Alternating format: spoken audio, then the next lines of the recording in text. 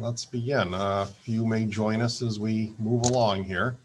My name is Craig Tice. I am the Superintendent of Schools here in the Fayetteville-Manlius Central School District, and I'm delighted that all of you are able to join us today for our third and final town hall meeting regarding our school start time study.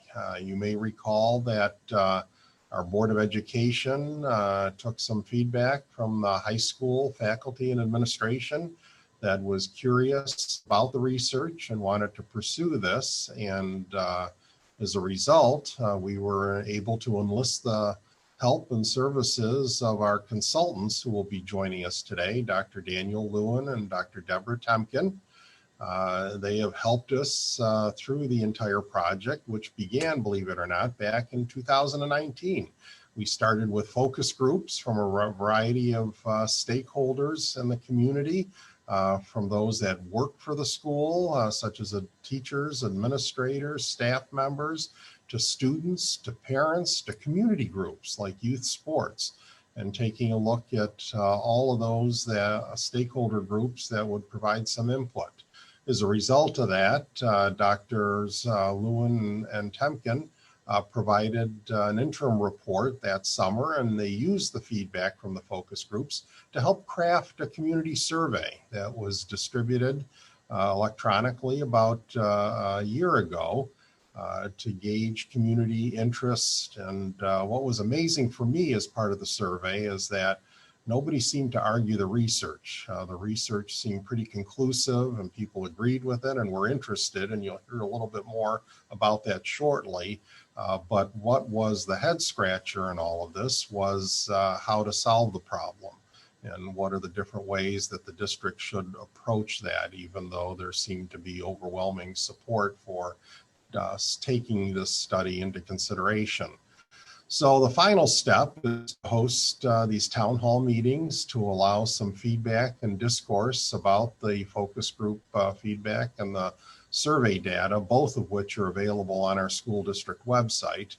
But to hear a short presentation from Drs. Lewin and Tempkin about their work with us, and then we will open it up for some questions at the end, and you will see some other members, other panelists here from either Children's National or Child Trends that will act as our technological support and help us to facilitate the questions going forward. So again, welcome to the third and final session here. We've budgeted about an hour and a half for this. And without further ado, I'll turn it over to Dr. Lewin to begin. Thank you. Thank you, Dr. Tice, and welcome everyone. It has been a rich couple of years, and I greatly appreciate the opportunity to work with your wonderful and very engaged school district. Certainly a deep commitment to the district, and obviously a fine and highly rated district.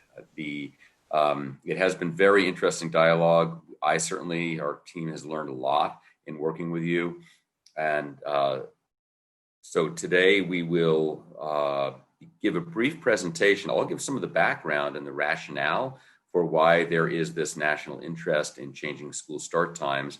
And then Dr. Tempkin, who's the co-leader of our consultant team, will present some of the data that has previously been included that we've come up with from you and your stakeholders and the survey that Dr. Tice referenced.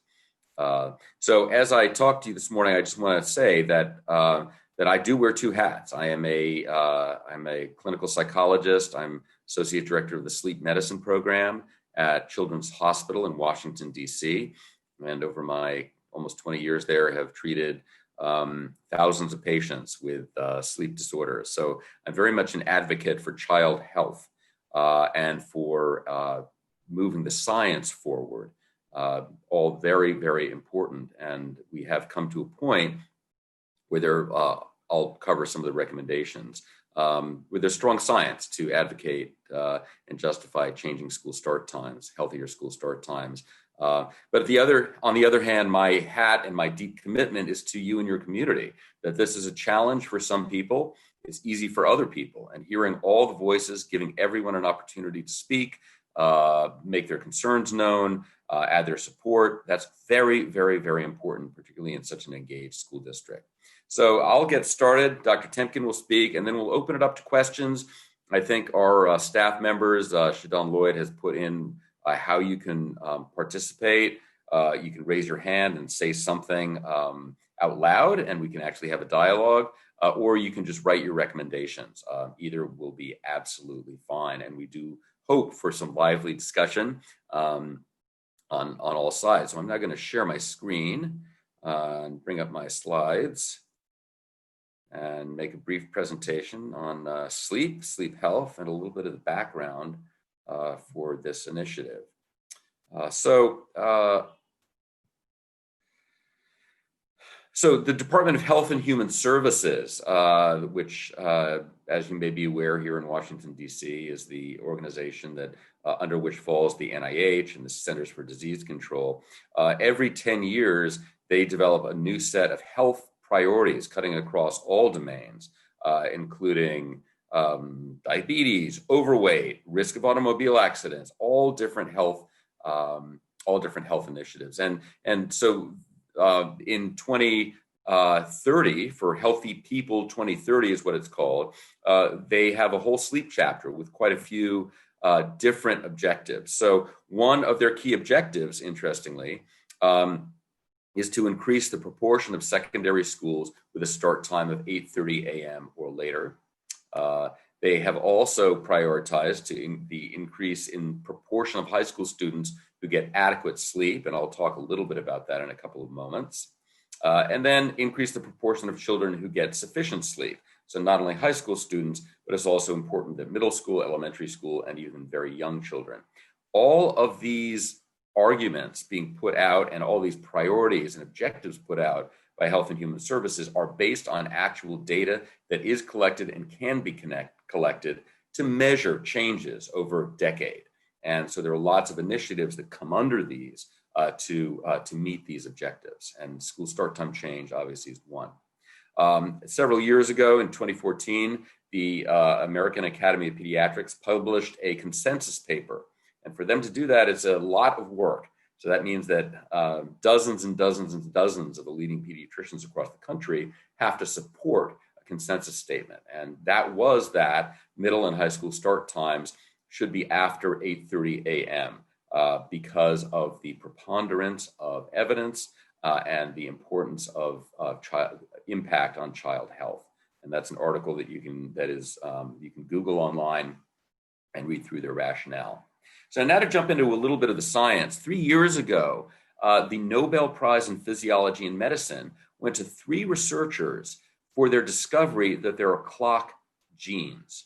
So that, and several clock genes and a complex interaction between them, which means that every cell in the body, every organ system is regulated by clock, these molecular biological clocks deep, deep, deep in the body. And these clocks regulate everything that we do to some extent or contribute to the regulation. So some of the more observable functions of these clocks that we can observe is that during different times of the day, a little afternoon, we have the best coordination. Later in the afternoon, fastest reaction times, highest body temperature, high blood pressure, melatonin secretion. All around the clock, there are different functions, and it's important that sleep also is controlled by those clocks, and that sleep occurs at specific times during the day and night. It's actually a health imperative. So when light comes into the brain, it impacts the master clock in the brain called the SCN, or suprachiasmatic nucleus, that then regulates behavior, being hungry, thinking about food. It regulates hormones, and really all body functions are regulated by these clocks throughout the body and brain. So I'm going to get a little bit more complicated, then I'll get simple. And this is just to, and I hope this is all intended to educate you a little bit about sleep and its importance. So we have 2 sleep regulatory functions in our body. One is called process sleep, or the homeostatic drive for sleep. This is time down here across this axis on the bottom. This is 9 a.m., 3 p.m., 9 p.m., This dark line here is the sleep period. So when we wake up in the morning, our sleep load or our sleep drive or sleep appetite, if you will, is very, very low because we've just had a good night's sleep, hopefully. And then that gradually increases over the course of the day and is at its peak at bedtime. And then once we fall asleep, again, this dark line here, we very quickly we've satisfied our sleep drive. So after 3 to 4 hours, we can actually wake up in the middle of the night. That's normal. And then our sleep drive once again in the morning is low. So the other system that's as powerful is the circadian system. And circadian and clock, this is the same clock that I just talked about in cells. Circadian means around the day. And so we have all of these functions, tens of thousands of functions throughout the body and brain that are regulated by clock. Here I'm just showing you one. So at 9 a.m., it's an alerting signal, and that increases over the course of the day. There's a little dip here around siesta time, and then it's maximal at bedtime. So we actually have this burst in activation regulated by the circadian clock right at bedtime. If any of you who have young children or can remember when your children were young, they get a little wild at bedtime, and that's in part this burst. And then this falls off very, very quickly and is gone in the middle of the night, which needs to line up with the absence of this other sleep drive. So our alerting signal is gone. This helps us maintain sleep throughout the night. So the problem comes then when the sleep drive is much higher because we're sleep deprived, or we all have different clocks. Some people are a little bit more owls. They like to go to bed late, wake up late. Some people are more larks. They like to go to bed early and wake up early. And that regulation of whether or not we're larks or owls is very, very powerful and very, very deep in our system. And it relates to adolescents in particular. Young children have no problem going to bed early and waking up early when they're given adequate bedtimes. And adolescents have a lot of trouble going to bed early, and they prefer, not just because that's what they like to do and stay up late and use their electronics, but biologically, lots of evidence of this, they like to go to bed later and wake up later, or need to biologically. So one more kind of sciencey slide, and this is the cycling of sleep stages throughout the night. And each of these sleep stages is linked to lots of different critical physical functions, mental functions, learning, consolidation of memory, etc. So we start time again across this axis, 10 p.m., midnight, 2 a.m., 4 a.m., 6 a.m., 8 a.m. When we fall asleep at night, we go very quickly into stage 3, non-REM sleep, which is an appetitive function. That's sleep appetite again. This is very, very deep quality sleep. Growth hormone is released here. If you disrupt the sleep, you disrupt the release of growth hormone, interestingly. Then we go up for a brief REM period, rapid eye movement sleep, which is when we have most of our dreaming. And we cycle in and out of these stages throughout the night, satisfying our appetite for slow wave sleep, and then having increased REM sleep later in the night. So REM sleep has many, many functions in the body and brain. A couple of them that we know very well and have been studied is that it is essential for learning and consolidation of memory, both solidifying what we've been exposed to during the day and weeding out those things that we don't need. It's also critical for emotion regulation. If you selectively deprive people of rapid eye movement sleep, they get, first of all, a little bit hyper, but then they get depressed. And this is a very reliable and concerning phenomena, in part because when we think about when high schools start, high schools often start right in the middle of that time when adolescents are getting their good, rich morning sleep. So it's the morning sleep for them that's essential. And when we cut that off on a regular basis, it has implications for mood regulation, risk-taking, other phenomena as well that I'll touch on briefly.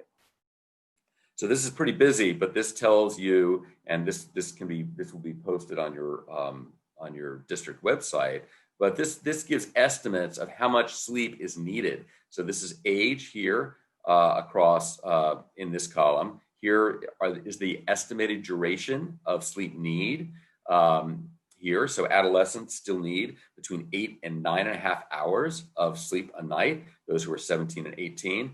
Younger adolescents need between 9.5 and 10 hours of sleep a night. And what's also key here is the timing. So the optimal timing of sleep for adolescents is 10:30 or later, and then waking at 9 a.m. So this is, again, these are all biological imperatives that have been studied, are being studied currently. So the research on the impact of delaying school start times has really grown tremendously over the years. And I'll just touch on a few of these factors. So as I've already said, all teens experience these circadian rhythms with a shift in clock time where they want to go to bed later and wake up later. And this really happens right around the time of puberty. 9 years of age is a normal time for the onset of puberty, believe it or not. A bit early from what we expect, but that's when it can begin, when you begin to see the shift in the biological clocks. This results in a biologically based delay, as I've said, in falling asleep and morning wake times that are optimal. And then teens just cannot make themselves fall asleep early. You can put them to bed early, you can take away electronics, but typically, unless they're really sleep deprived, they're not going to fall asleep between 8 and even 10 o'clock sometimes. So sleep duration and timing are essential for health, safety, productivity, and well-being. I've already touched on how clock impacts all the organs and how we need coordination of sleep time for hormones and other functions to function adequately. Adolescents who are sleep deprived are much more likely to report depression and more likely to have suicidal thoughts. We've seen this in studies across the country that are more experimental, but also in districts that have very early start times, and changes when schools have changed, and changes in these functions when schools have delayed their start times. Drivers aged 16 to 25 are involved in more than 50% of the 100,000 police reported fatigue-related crashes a year. So adolescents account for lots of crashes, and we know that in school districts that have later start times, there's a reduction in automobile accidents. Multiple studies have suggest shorter sleep amounts are associated with increased risk of obesity. So it's not just some of the behaviors, but it is also a whole other range of health issues. So in districts that have modified school start times, sleep duration increases for every hour of change between 17 and 60 minutes. So there's a broad range of how much actually changes. Tardies and absences get significantly better. Some improvements in grades and standardized tests have been documented. In some studies, that's more difficult data to collect, analyze. And then the qualitative report is that there are simply improvements reported by families and kids and even teachers in how kids are functioning during the day. I am going to stop here. There certainly will be plenty of opportunity for questions, comments. We can fill in some more of the research. I'm going to turn this over now to Dr. Tempkin, who's going to talk a little bit about what has the data that we've collected in your district. Just give me a moment while I try to make sure I can get the right screen up here. My PowerPoint is being very frustrating today. I apologize. Give me just one moment.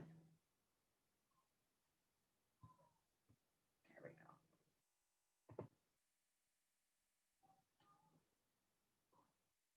go. Very good. All right. So we have conducted 3 phases of this study, as Dr. Tice mentioned earlier in the program. We conducted back in about January and February of 2019, we conducted a series of stakeholder interviews. Following that, we conducted a community survey. And right now, these town halls that we've been conducting this week are the 3rd phase of the study. So these town halls really are the last stage of our study and really important for us to understand any of the concerns or hopes that you have, as well as potential solutions. One of the things that we want to stress is you guys know your community the best. You know what's going to work in your community and what is not going to work, and we really want to hear those comments from you. So just to walk through a few of our findings, our stakeholder interviews, as I said, took place early in 2019.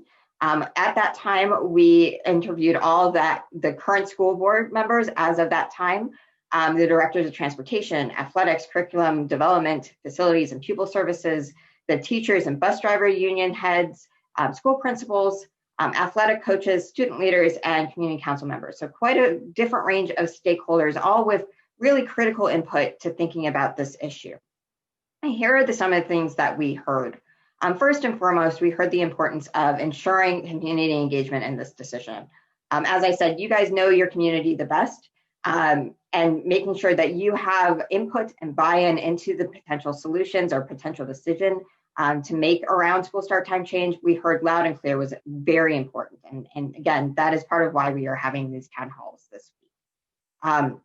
We heard about cost and logistics of the bus routes, including current issues that are happening with the buses, including students getting picked up very early to arrive at schools before the bell.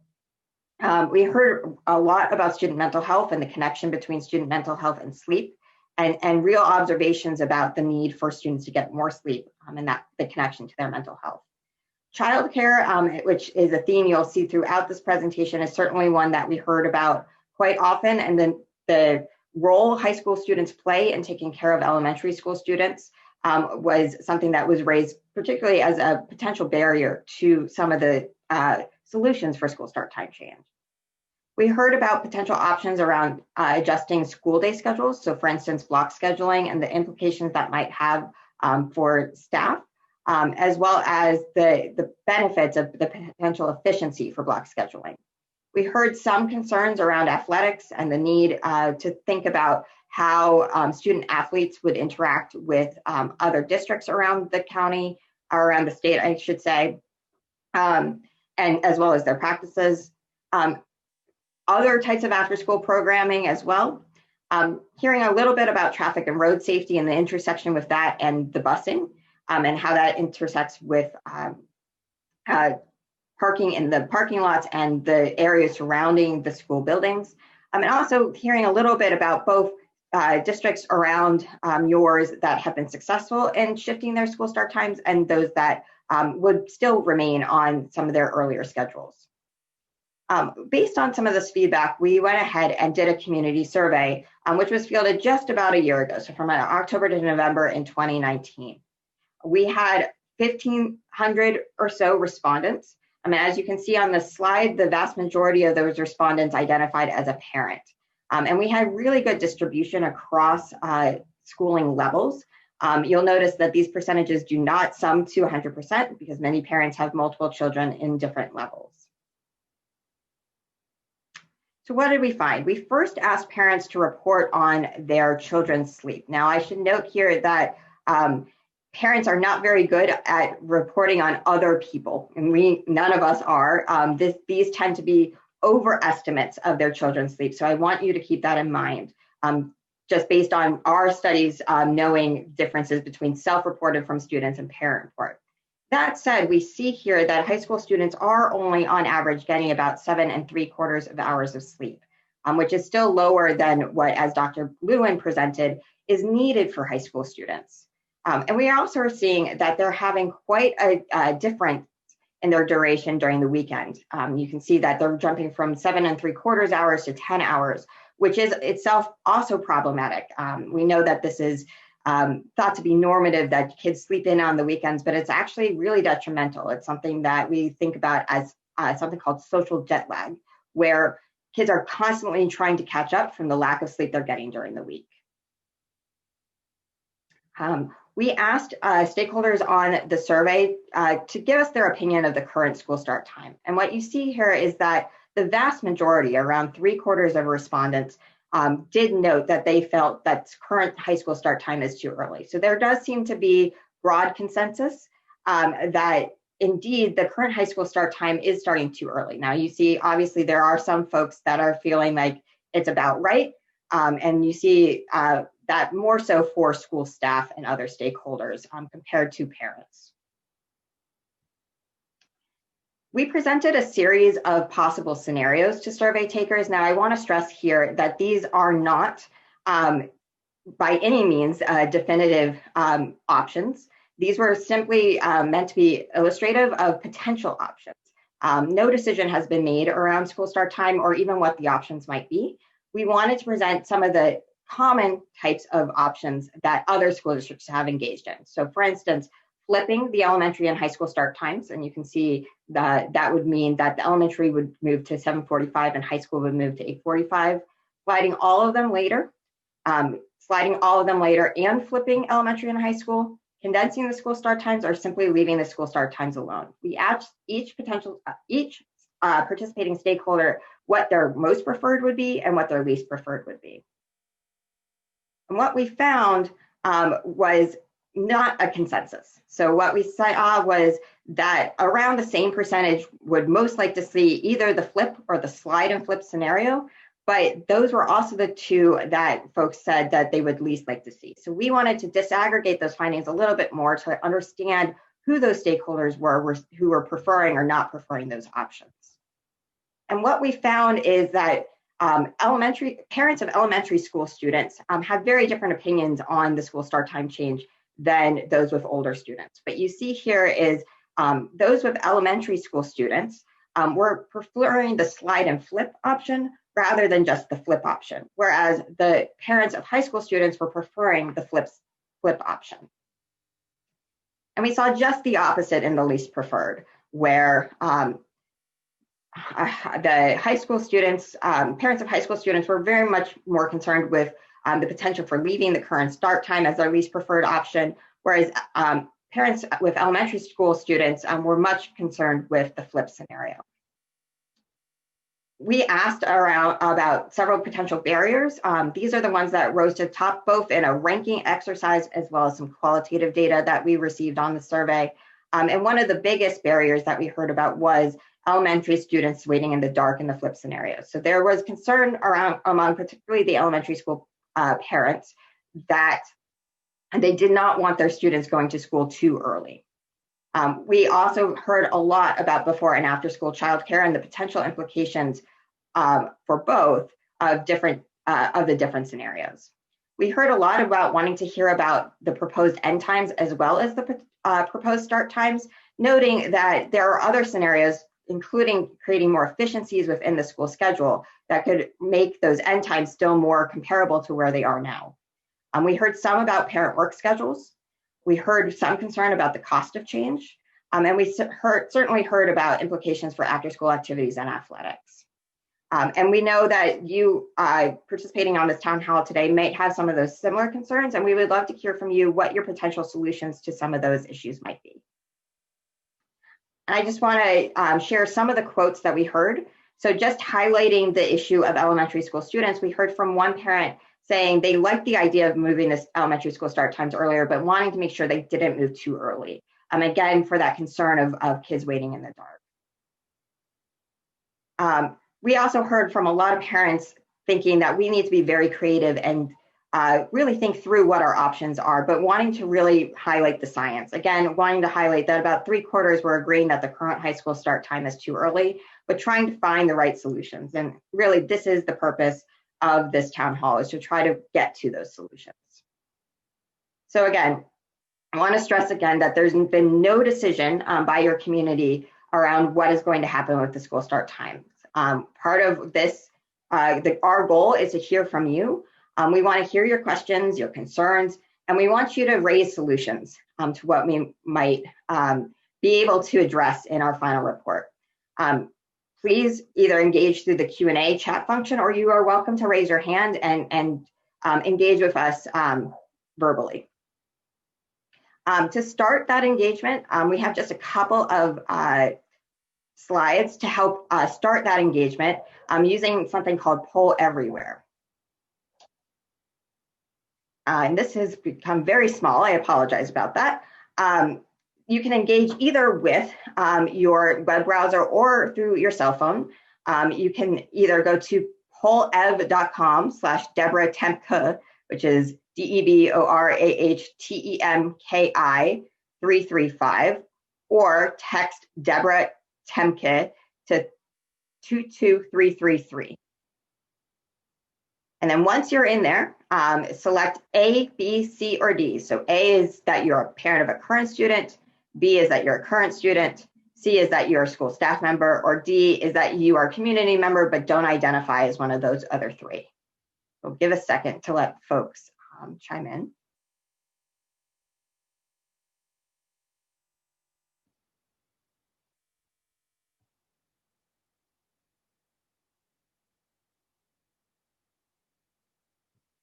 Doesn't look to, there we go.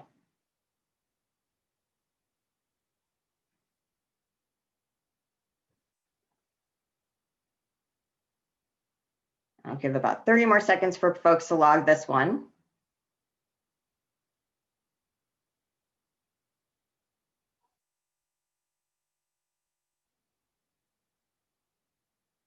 All right, I'm going to move to the next one, which is particularly asking about what level you represent. So if you are a student, staff, or parent, what grade level do you represent? For some reason, this is not showing those options. So I'm going to go ahead and skip this because it's not showing you the options here. And instead move to the word cloud. So as you're starting to think about the comments and questions that you're having around school start times, just starting to generate and brainstorm, we want you to put in what factors you think most need to be considered when making this choice of whether to change school start times. For some reason, Poll Everywhere is not working today. So I think we'll go ahead and skip. You can go ahead and answer these questions. They will still come to us, but we will move on to the Q&A portion. So thank you. Great, thanks, Dr. Tempkin. We have one question so far, and again, really encourage people, you can ask an anonymous question, put your name in, or raise your hand and speak out. So the first question that we have, and I'll summarize this. I know what the research shows. So this parent said, we have 2 kids, and my younger daughter has always been, since 12 months of age, has always been a night owl. She's always wanted to go to bed later and wake up later when she was a young child, which goes against the norms, whereas our other child followed more of the normative track, like to go to bed early and wake up early as a young child. And while both in middle school now, this parent expressed concern that that if school start times do change, that we will be impacting some children negatively who don't necessarily have the normal biological clock trends. So it's a great and very nuanced point, and there's a lot of discussion that could occur around that. I'll make a couple of points, and we can certainly address it more if there are more questions. So with anything, with intelligence, with athletic ability, we have what's called the bell-shaped curve, right? Which is most of the people sit at the average, right in the middle. And that's the case with the younger children wanting to go to bed early and wake up early, and adolescents wanting to go to bed later and wake up later. So we're looking at the vast majority in the middle. And then we have the tails, the people who really don't fit in or who are more extreme on those particular measures. And we know that. In my clinical practice, when I see patients, I see the kids who tend to be at those extremes and really, really, really struggle. So in answer to that question, I'll just say 2 more things. One is that right now, with early school start times, we are not addressing the needs of most high school students. When it does move later, and if elementary schools flip earlier, which is a possibility that's been raised, there will be some children who will have a hard time, even when those parents have perfect bedtime routines and really bring that child to bedtime. So we cannot meet everybody's needs ever in any of these broad health policy changes that we make in a whole range of domains. What we do try to do is address those in the middle, and education and support from the district, from the community, reading up newspaper articles are certainly, and the science is very, very important in addressing some of these individual needs.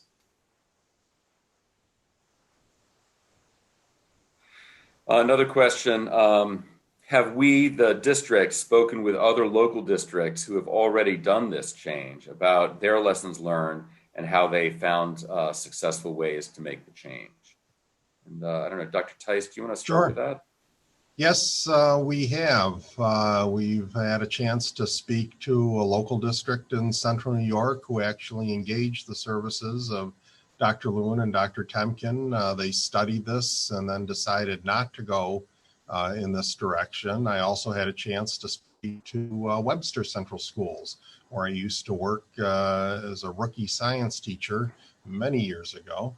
And my counterpart there, the superintendent at Webster, indicated that they planned in advance, had a number of discussions well in advance, gave their entire community a year's notice in advance. They worked with their continuing ed program, which is a merger of the school district and the town parks and rec department, to provide after-school daycare options, childcare options for the community. So they really tried to provide a lot of lead time in addition to what were the lessons learned, as the question indicated. They had actually worked through a lot of interscholastic athletics and extracurricular activity questions as far as at the end of the day. The one thing that did surprise them was their cross-country program.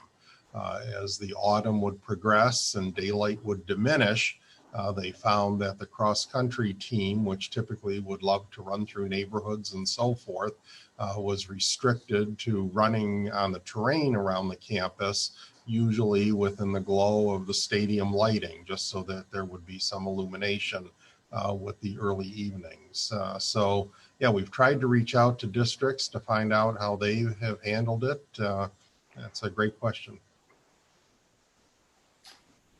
And I'll just throw in, this is something that many school districts across the country have been considering and implementing. Want to stress that every community has their own particular needs, but there are some sort of consistent and similar concerns that districts raise sort of in the anticipation of changing school start times that we found just generally don't necessarily materialize after the school start time actually changes. So what we found in doing some research, for instance, in Fairfax County, is that a year following the school start time change implementation, what we heard generally was, this is the new normal. We've figured out the routine. Sure, there has been some hiccups. We've had to work through those, but this is the new normal, and we are sort of rolling with the punches. We are figuring this out, and this is working, and we are seeing the benefits. And I would really stress that second piece of, we are seeing the benefits. So we did hear from many parents and school staff stressing that they did feel that their teenagers were more awake, especially in morning classes, et cetera. So, there are many things to work through, but there have been many districts that have been successful with this. And I think your district could be successful if you find the right path forward. Thanks. Yeah, and I'll just say we worked with Fairfax County Public Schools. That's a district outside of Washington, D.C. That is a highly rated district. They have 180,000 children in the district. So you can imagine, and they did triple tripping on their busing. So you can imagine that it was and I think we mapped out 26 different options for change and costed out each one of them. So it was a pretty big and interesting opportunity to work with them. Very complicated district. So another question, would the district consider putting all children on the same schedule? We realize the costs associated with busing would go up, but this could be the optimal outcome for our children. How much would the impact be on the annual budget? I don't know, Dr. Tice, I've not seen numbers with regard to having the uniform delivery time or start time. Yeah, it's a great idea. One of the things we have considered is, instead of triple tripping, we asked our transportation department to take a look at double tripping. We anticipated that we would have to add a number of buses. Would we have to double the fleet? Surprisingly, we would not have to add that many more buses in order to be able to accommodate a double trip, which would allow us to not only do a slip and slide, but also a condense. Because as you looked at the data that Dr. Tempkin provided, there wasn't necessarily consensus or uniformity in a particular solution But what we may find in terms of consensus is looking at the flip and the slide and the condense all together, and to go from a triple trip to a double trip in order to make it manageable. And even with the triple trip, we often think that it's symmetrical on both ends of the day, the arrival of the students and the dismissal. And in some ways, we quadruple trip or quintuple trip if you want to account for the activity period at the high school, the enrichment periods at the middle school. So is there a way to adjust that maybe asymmetrically? So as you know, we start with the high school in terms of arrival and dismissal, followed by the middle school, followed by the elementary schools. But as many of you know, the state is not only looking at the 180-day requirement for a particular academic year, but they're looking at the number of hours at each level as well. And that's where the asymmetrical approach could come in and benefit. The secondary schools are required to have 990 hours of instruction, which we just make in particular at the high school level. And the elementaries are required to have 900 hours of instruction, which we exceed for our elementary schools. So is there a way to do this asymmetrically, perhaps doing a slide, possibly starting high school, then elementary, and then middle, and it would look like a later start in the daylight hours, but then dismiss perhaps elementary first, then high school, then middle school. So we would try to double trip, condense it together. The high school sports could start sooner because they often travel. They typically play interscholastic sports for more local school districts, so they would not have to travel as far. So I think our transportation department has done a wonderful job taking a look at a creative way to do this, and not necessarily keeping the mindset that it has to be symmetrical, bookends on both ends of the day. And in many ways, our high school is in the middle of talking to their staff and faculty, and I know they haven't reached a conclusion yet. Same with the middle schools. Is there a way to reconceptualize things like an activity period? Instead of being at the end of the day, could it be during another part of the day? And so we could actually not quadruple trip, but actually double trip or triple trip, depending on how things work out, and if that activity period is at a different time of the day. So the possibilities are really endless. And yeah, as far as having them all on the same schedule, I would assume we would be in need of additional buses, and that would have to be approved by the community as terms of a separate budget proposition. Great question. Okay, so the next question: as a parent of children at all three levels, I prefer sliding all three start times to prevent the elementary kids from starting too early.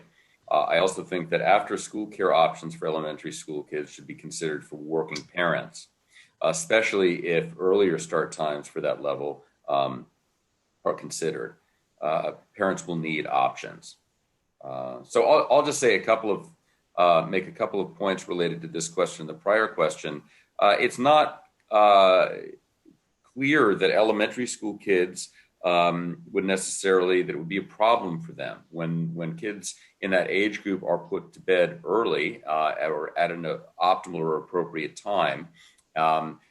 They wake up early, or they wake up early no matter what. So elementary school kids will often be up at 6:30 or 7 in the morning. There are exceptions, as someone else pointed out. But then what happens during that time between 6:30 and 7 and 9 a.m. When they are simply at home?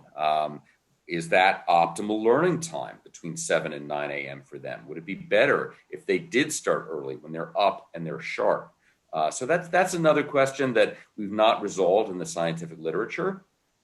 But getting back to the practicality that's in this question, in listening to the stakeholders and parents and looking at our surveys, childcare is one of the major issues, and being able to address that in a thoughtful way based on change. I've heard extensive commitment from Dr. Tice and other administrators in their interest and really serving the community's needs and making some adjustments. We also met with people from the YMCA, and have been some other options discussed for childcare. So I don't know, Dr. Tice, you would anything else on that topic? Certainly, and this I know weighs heavily on the minds of the parents in our community. And it was something that I know Webster considered, as I indicated in speaking with their superintendent.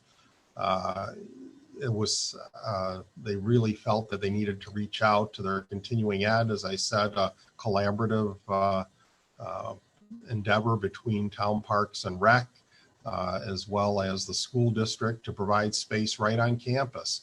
In fact, thanks to Dr. Kilmer at the high school and our local YMCA, we actually piloted that procedure opportunity, I should say, at our high school about a year or so ago with the YMCA to provide that opportunity right on campus for our elementary students. So that is something we've dabbled in. We could try it again if the need would arise.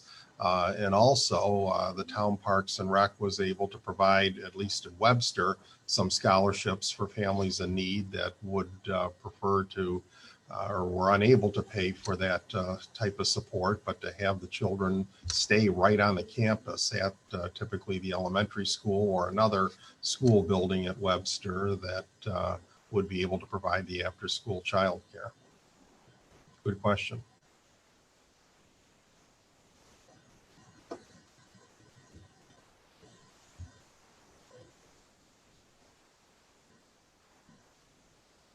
Okay, so we still have about 45 minutes left, and we can certainly hang out here for a little bit longer. Currently, there are no other questions. We really invite you to use this time if you do have questions, comments, etc. Either type into the Q&A or raise your hand, and our team will give the opportunity to speak out loud. There we go. So the question is, what is the district's timeline for making a decision? Dr. Tice? Again, no decision has been made. We're not going to rush into it. Certainly getting the final report from Dr. Lewin and Dr. Tempkin will be important. We've also talked about whether a follow-up survey because of the pandemic, and that has changed some opinions, some in favor of, some against, in terms of adding another variable, whether that would be prudent to do even a follow-up survey before the final report. So there is no set deadline that's been set, other than the fact that we need to plan in advance. If we need to purchase additional buses, and as I said, we're not doubling the fleet, we only need a few more, but it would require us to put that proposition in front of the voters. So again, everybody would see it coming. And much like the Webster Central School provided their community years notice in advance after they made their decision, I could envision that we would do something similar here. This will not be a surprise to anybody in terms of going forward, but certainly we would have to be able to plan for those buses in the next budget. So whether the community made the decision, whether feedback was given in the survey, at the very least, the community would have to vote on the proposition for the additional buses. So the community would still have a say in this. And but again, we're not rushing into it. We want to certainly be thoughtful and deliberate in all our actions. So there is no set timeline at this point.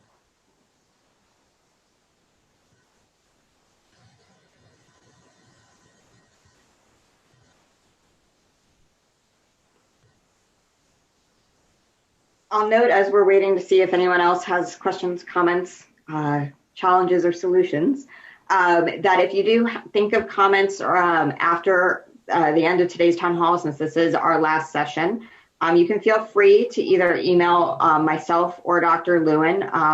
As we are working on our final report, we will certainly take into account all of the comments that we've received over the course of these last 3 town halls as we make our final recommendations to the district.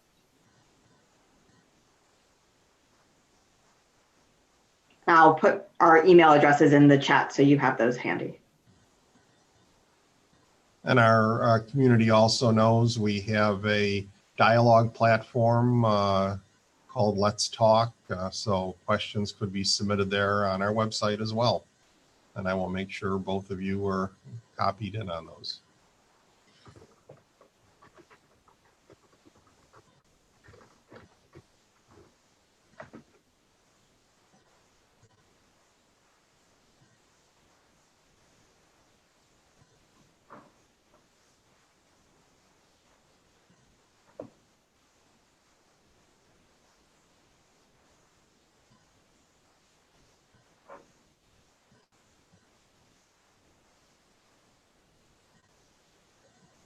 I'm not seeing any additional questions. Oh, there we go. There's one. Hello and thank you all. What did teachers say in the survey about changes in start times? Yeah, sure. So I'm going to go and reference my slides again, just so I can give you precise answers. But again, the vast majority, even for school staff, noted that they believe that the high school start time currently is too early. So just to give you those numbers, about 2/3 of school staff said that the current high school start time is too early, and about 28% said it's about just right. In terms of the potential options, if my computer will work, I apologize. It is time for me to restart my computer, apparently. This is what my computer is telling me. In terms of the potential solutions, what we saw was that school staff were pretty equally split in terms of their most preferred school start time option. About 24% each were saying either the flip or the slide and flip, with another about 24% saying they would like to leave the school start time. So there's certainly quite a bit of division within school staff. In terms of their least likely or least preferred solutions, the school staff really did not prefer the slide. And about a similar percent said they didn't prefer the slide and flip or the leaving the current start time. So the school staff are definitely a really important consideration in terms of figuring out what the actual schedule is. One of the things we saw in Fairfax County was, with the delay in high school start times, teachers were wanting to rush home and get home to their kids. So there had to be some consideration of making sure that there was opportunities for students to meet with their teachers during the school day or before school to make sure that that after school time where teachers were needing to get home wasn't a negative factor for those high school students. So definitely important to consider, but again, the majority of school staff were saying that the high school start time is too early, along with the majority of the stakeholders on the survey.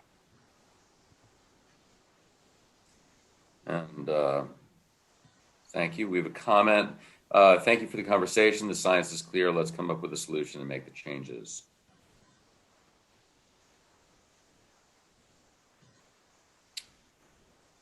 Anything else from the attendees?